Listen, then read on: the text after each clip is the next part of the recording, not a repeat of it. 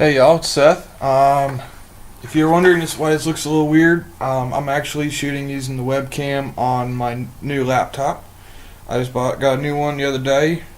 I like it a lot. Not going to get into it. What I am going to get into is I have some good news. Some of y'all probably subscribe because I have some Airsoft videos on my channel. Well, for those of y'all who subscribed for those particular videos, good news. I will hopefully soon be making Airsoft videos again. This time with me playing. Now, y'all may recognize this. This is my ECHO1 E90. P90 based Airsoft gun. Now, this thing has not worked in a couple of years for one main reason. I kept destroying the gearbox, and finally I just absolutely launched the thing to the point where I couldn't fix it. So it has no gearbox.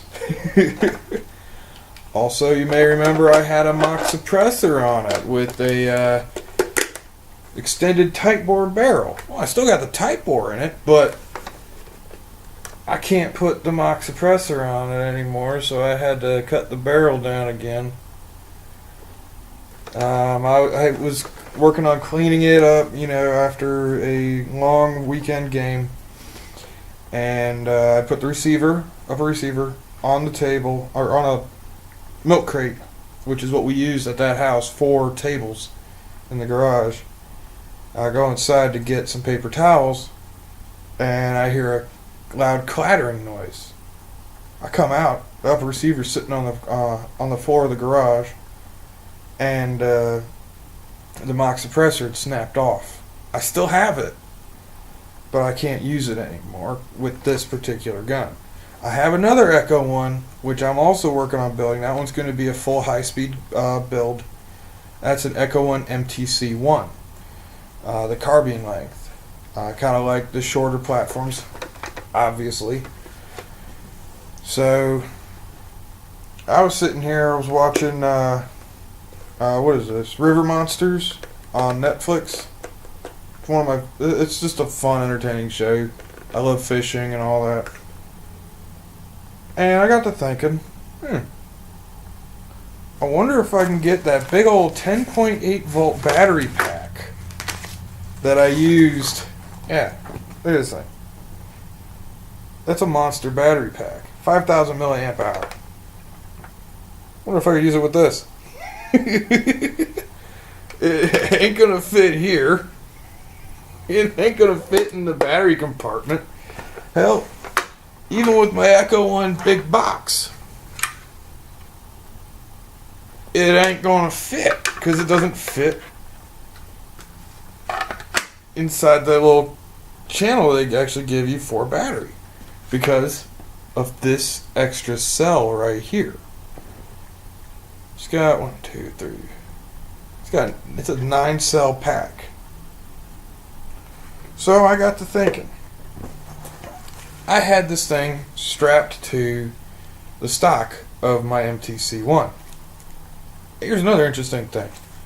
I had to duct tape this thing closed because this pack is so damn big. I mean, and this is because everything I have uses small Tamiya, and stupid me keeps forgetting to order them with small Tamiya connectors. In this case, it may be a godsend. Well, I remember I was gonna, do something like this anyway, since I had this big old thing with the channel for the battery, which goes back. Here's my finger. It goes back about that far. Not far enough. But I had this thing strapped to the stock of my MTC1. Got me a rate of fire with the factory gearing in that thing, and the factory motor, everything is factory, of almost 1,000 rounds a minute. So I got to thinking, since I had already planned on doing something like this, I had hogged out a notch in the back of the gun. for the wires. So I decided to see how I can get this thing to work, because the Velcro on this ain't long enough to go all the way around the stock of this thing. So then I started thinking about my redneck single point. It's literally just a strap going through the sling little cutout right here that I tied a couple of knots in, and it works. Wow, it has been a long time since I've done this. But yeah, so pop the rear plate off again. As you can see, there is no gearbox in here.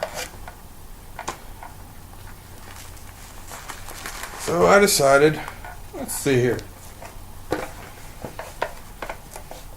Since I know the gearbox is going to be going down here, I can't run the wires underneath. So tuck the wires in like that into the notch. Where that plate? There it is. Into the notch that I cut out with a pocket knife, because that was before I had a Dremel. Lock it in, and they still move freely in there, so I'm not worried about it in a binding of any sort. And then started thinking, where am I going to put this big ass thing? Put it on the sling.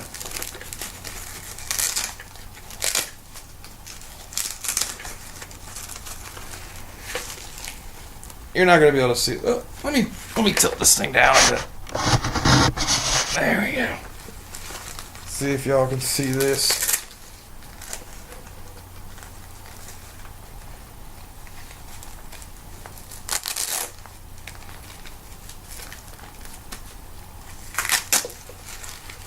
First off, I ain't gonna lie to y'all, this thing is heavy. This is probably gonna be the heaviest P90 out there in the fields. There we go. I may end up trimming the Velcro on this thing a little bit. So, there we go. There we have it. Just closer. So now, I've got this big ass bag hanging down on my sling, but because of the bullpup nature, here, I'll put this thing on.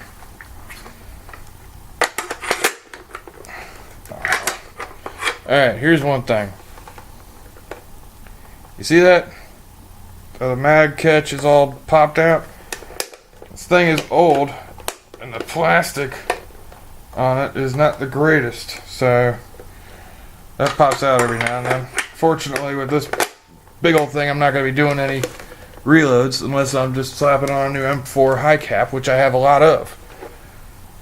So, it's still, I could still maneuver with it, you know, and really, because it hangs down, I'm actually not really feeling the weight of it. So to me, it still feels like, you know, a P90, lightweight P90. Sure, once I throw in my 1,000-round auto-winding high cap and 2,200 BBs, and I usually run .28s for some weird reason. Oh yeah, because they're more accurate and they hit harder. Careful, Ludo. Okay. Yeah, .28 because they hit harder and they're more accurate. It's going to weigh a bit. It's not going to be lightweight. I remember playing at Airsoft CQB back when it was an indoor, you know, CQB field. Now it's, from what I understand, it's an outdoor field. It's just a few miles away from where it used to be, but it's not the indoor range, indoor field anymore. Yeah, this thing wasn't exactly lightweight. People would actually choose me to be on their team because of this giant thing and the auto wind high cap. So, yeah, I'm looking forward to getting out there and playing. So hopefully I'll have some videos up of me actually playing. They're going to be first-person view, as always. I'm actually ordering a helmet with a night vision goggle mount, specifically for the GoPro mount, so I can hook my GoPro up, up here, looking like a weirdo, but yeah.